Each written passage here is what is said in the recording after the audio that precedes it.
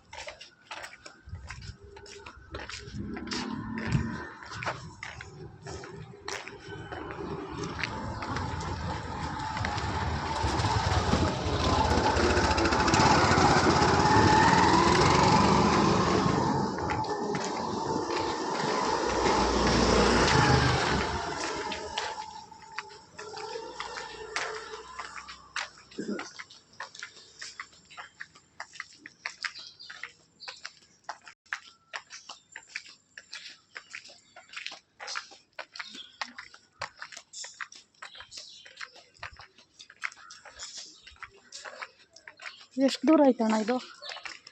ಹತ್ರ ಅಂದ್ಕೊಂಡಿದ್ದು ನಾನು, ಹತ್ರ ಅಂದ್ಕೊಂಡಿದ್ದು ನಾನು.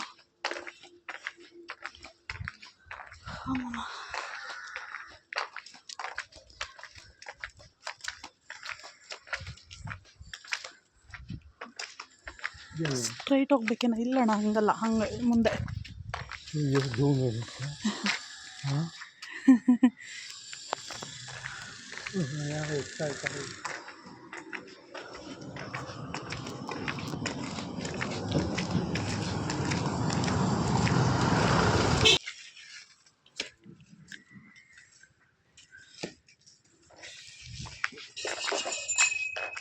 ಅವ್ರ ಅರಿಕೆಯಲ್ಲಿ ಹುಟ್ಟಿದ ಹುಟ್ಟಿ 800 ವರ್ಷ ಮೊದಲು ಈ ಕಡೆ ಬಂದು ನಮಗೊಂದು ಜಾಗ ಬೇಕಿಲ್ಲ.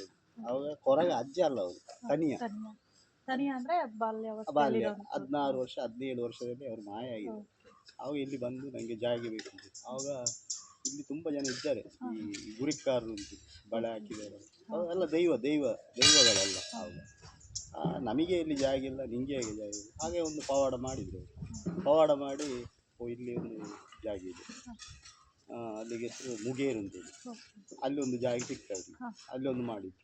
ಅದರ ನಂತರ ಇಲ್ಲಿಗೆ ಬಂದು ಇಲ್ಲಿಂದ 7 ಪೀಠವು ಅವರಿಗೆ ಉಡುಗೊರೆಯಾಗಿ ಸಿಕ್ಕಿಲ್ಲ.